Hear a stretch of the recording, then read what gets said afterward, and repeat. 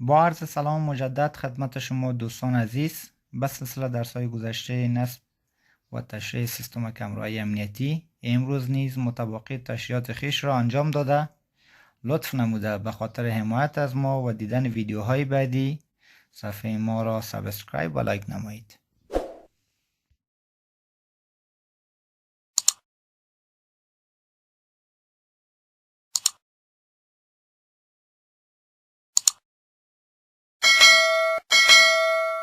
خب در این قسمت ما میریم به خاطر بکاپ گرفتن یک ویدیو.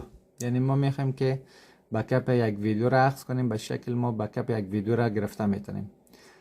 قبلا ما شما سرچ از سرش کار کردیم، ویدیو را آورده تانستیم، ویدیو به شکل میامد، ساعت دقیقش انتخاب میکردیم، کامرا را انتخاب میکردیم، ویدیو میامد. بنان وقتی که ما میخوایم که بکاپ هم بگیریم، در مرحله اول چی میکنیم؟ در مرحله اول میریم در بخش سرچ. ما میخوایم ببینیم که آیا می کمری را که ما میخوایم آیا ثبت ویدیو داره نداره.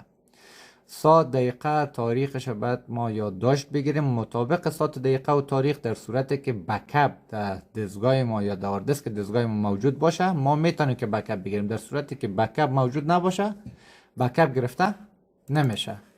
میایم در این قسمت ساعت از 6:42 دقیقه، تاریخ 21/4/2024. ما میکنیم ساعت 6:03. میبینیم که ساعت 6:03 تصویر ما هست، بکاپ داریم و به این شکل پایین هم که میبینیم سبز است.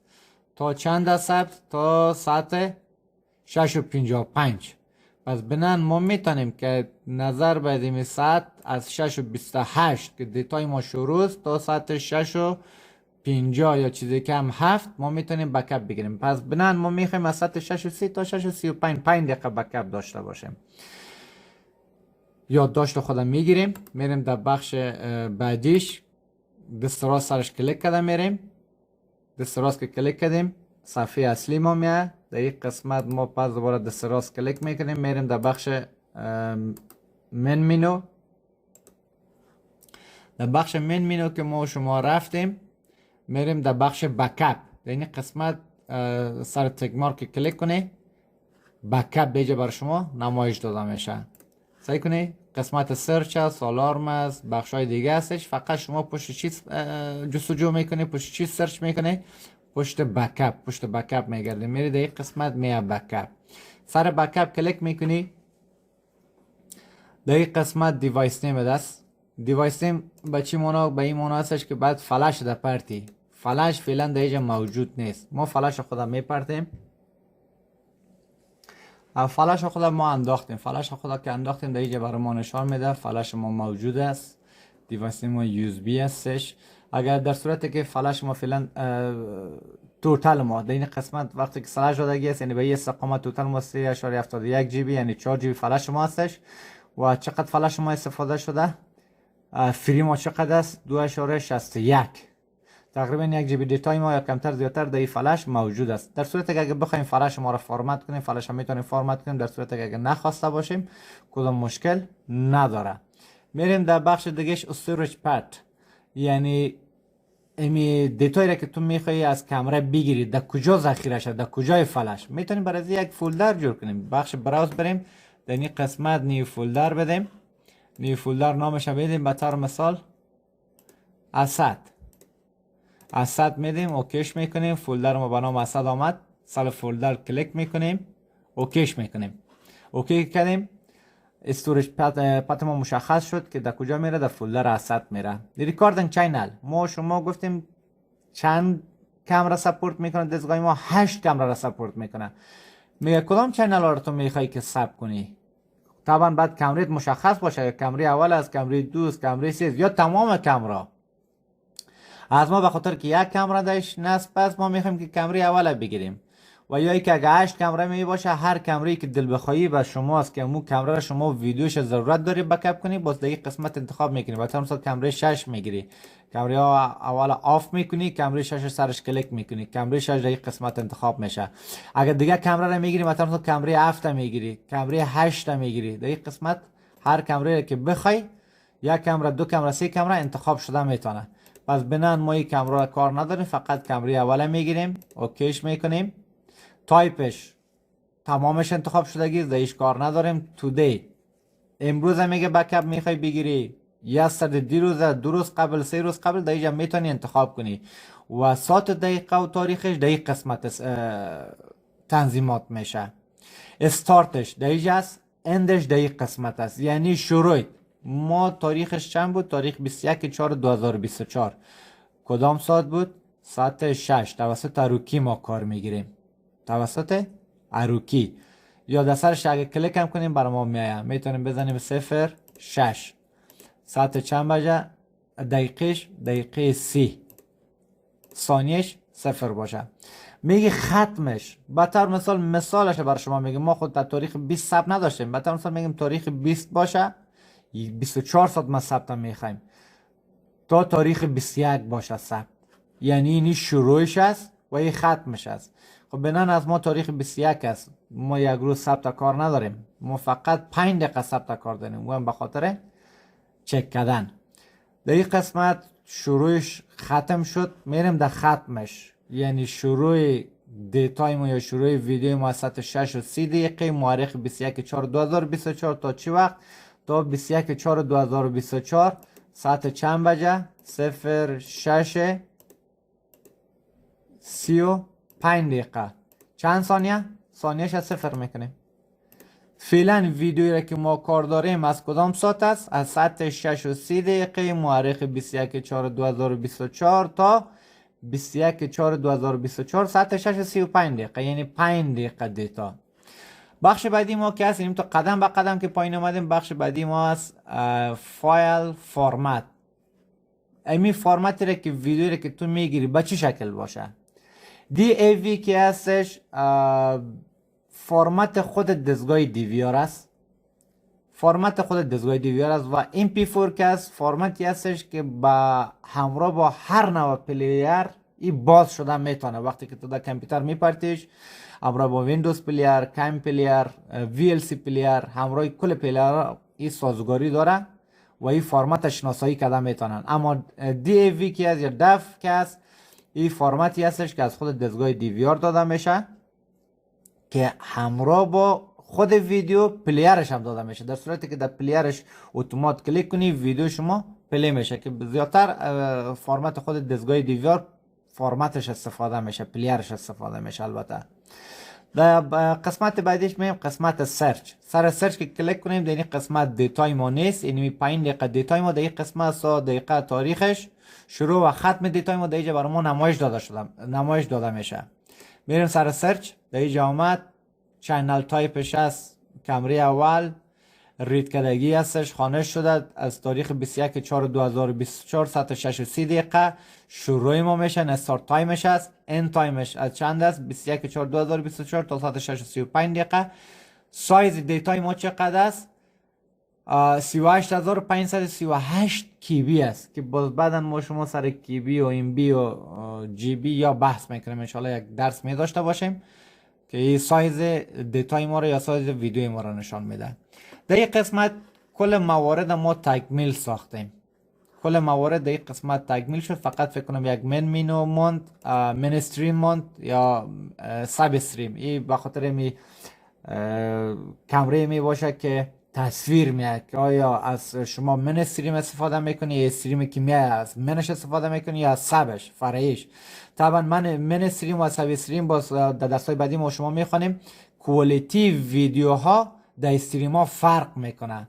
من استریم که از دارای کوالیتی بالاتر میاد، در صورتی که باز من استریم ها مشکل پیدا میکنه. باز دفعتا ریکاردینگ یا به شکل لایف که استفاده میکنی از ساب استریم باز ویدیو استفاده میشه. در اینجا سردانه به درد نمیارم به خاطر که باز گنگس میشه. فعلا میره یاد گرفتیم که بخش دیوایس نیم یو اس بی را که پرتیم در اینجا بر ما نمایش داده میشه. در صورتی که یو اس بی را نگیره این تنظیمات صورت نمیگیره. در بخش استوریج پتش ما یک فولدر ساختیم به نام اسد که این ویدیو را در داخل اسد ما ذخیره میسازیم. ریکاردینگ چینل ما کمره اول هستش، ما تمام کمره را در این قسمت گرفتن میتونیم و یک کمره را گرفتن میتونیم. تایپش حال است، پیرویدش کاستوم است. به خاطر چی که ما در این قسمت تاریخ و ساعت دقیقه و یاره نظر و دل بخواهی ما تنظیم ساختیم. فایل فرمتش دیوی و فرمت خود دستگاه دیویار هستش که توسط پلیر خود دستگاه دیویار ویدیو پلی میشه. قسمت سرچ هست که ما ایرا سرچ کردیم آمد. در صورتی که ما اگر بخوایم که نه امی تاریخ و ساعت و دقیقه است به شما اشتباه شد، ما میخوایم تا ساعت 6 و 36 دقیقه را ثبت کنیم، چی میکنیم؟ پس ایرا چه قسم پاک میکنیم؟ در صورتی که این تک مارکش آف باشه پس تک مارکش آن میکنیم، این قسمت ریمووش میکنیم. دیتایی که در این قسمت آمده این ریموو میشه. و یا ای که اگر بخوایم که از کمره بعدی هم بیاریم، مثلا این را ثبت کردیم میگیم بیادر کمره 4 هم ما میخوایم بگیریم، میریم سر کمره 4، کمره اول آف میکنیم، سر کمره 4 میریم اوکی میکنیم، امی تاریخ ساعت پس سرچ میکنیم سر کمره 4، اما کمره 4 برای ما نمیاد. به خاطر چی نمیاد؟ ما کمره 4 نداریم. در صورتی که کمره 4 باشه، دیتا درش ثبت شده باشه، ویدیو ثبت شده باشه، برای ما نمایش داده میشه. در صورتی که نباشه نمایش داده نمیشه. دیگه بنان ما میخوایم به طور مثال تا ساعت 6 و 36 دقیقه را ثبت کنیم، اینا چی میکنیم؟ یک ریمووش میکنیم، این پاک میشه. میگه میره تا ساعت 6 و 36 ثبتش کنیم، پس سرچش میکنیم. سرچ کردیم در این قسمت میاد تا ساعت 6 و 36 دقیقه، یعنی دیتای ما دیگه مکمل آماده برای چی شد؟ برای بکاپ شد. قسمت پایین میایم، قسمت بکاپ است، سر بکاپ کلیک میکنیم. به این قسمت بر ما نشان میده حجم میشه 45 ام بی است. منتظر از هستیم که بر ما چی شوه؟ ختم شوه. در صورتی که ختم شد بر ما در این قسمت نشان میده که بیادر دیتای شما در داخل فلش ثبت شد. دکمه اوکی را فشار میدیم، برای ما در اوجه ثبت شد. پس دوباره میخوایم که به حالت عادی بیاریم. در هر مینو هر بخش که شما رفتی، پس دوباره که میخواستی به حالت عادی بیایی، فقط موز در سر اسکرین دست راست کلیک کرده برید، دست راست کلیک کنید به شکل عادی خود، پس دوباره میایه. خب دوستای عزیز، در این قسمت ما میخوایم در صورتی که دستگاه ما XVR باشه، یعنی قابلیت سپورت کردن ساوند داشته باشه از ساحه، و همچنان کمره‌ای که در ساحه ما نصب داریم مایک دار باشن، توسط کیبل کوکزیل ساوند و تصویرش انتقال پیدا کنه. ما میخوایم که ساوند از زیره به شکل ریکاردینگ، یعنی وقتی که ثبت میشن بس ثبتش فعال باشه، و یا که به شکل لایو اگر ما بخوایم کامera را فول اسکرین کنیم ساوند از این فعال شوه. دستگاه ما XVR است، اما کمره ما بدبختانه که XVR ساوند سیستم نداره. خب بنان بازم آپشناش کار میشه که برای شما اینجا فعلا آموزش میدم. میرم در بخش مین مینو. در بخش مین مینو که رفتیم در این قسمت شما پشت کامera بگردید. کامera در کدام قسمت است؟ میبینیم که در قسمت پایین کامera است. سر کامera کلیک میکنیم، میایم در قسمت دست چپ. دیگه آپشن ها رو ما کار نداریم. در قسمت دست چپ مینوی انکود پیدا میکنیم، سر انکود کلیک میکنیم. در این قسمت بر ما میایه چینل اول، یعنی کمره اول. ما فعلا یک کمره داریم، کمره اول ما. در صورتی که هر کمره را که خواسته باشیم از اینجا ما میتونیم تنظیمات بکنیم. میگیم بالای کمره 7 ساوندش فعال شد، تنظیمات صورت بگیره. میگیم بالای کمره 4 صورت بگیره. هر کمره را که خواسته باشه. فعلا کمره اول انتخاب کردیم. میایم در بخش مور. این خاموش میباشه، من از خود روشن ساخته بودم از خدا. این خاموش میباشه از تمام دستگاه DVR. وقتی که شما میگیری قبل از اینستالیشن یا خاموش میباشه. میره در بخش مور. بخش مور که رفتی آدیو را چی میکنی؟ فقط این قسمت آن میسازی. آن که ساختی اوکیش میکنی. در قسمت پایین اپلای داره، این اپلای میشه. در صورتی که شما 8 کامera داشته باشی و بخوای که بالای تمام کامرا تطبیق بسازیدش، چی میکنی؟ میگی کپی تو، در سرش کلیک میکنی. این قسمت آل است، بالای 8 کامرا چی میشه؟ تطبیق میشه. اوکیش میکنی. در قسمت اپلای میری، این اپلای میکنی. اپلای که کردی این بالای تمام کامرا تطبیق میشه. در صورتی که ما کمره 7 بخوایم، میایم در بخش مور میبینیم که آن است.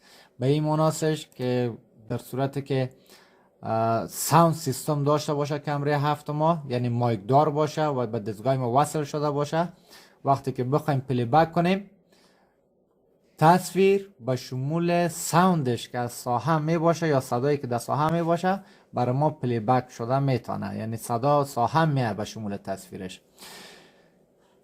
و اگر ما خواسته باشیم که به حالت لایو هم بشنویم، با طور مثال این کمره ما به حالت لایو صدا را بشنویم، یکی خب پلی بک بود که پیشتر برای شما آموزش دادم که در صورتی که ویدیو گذشته رو بیاریم برای ما شما پلی شه، یکی به حالت لایو است.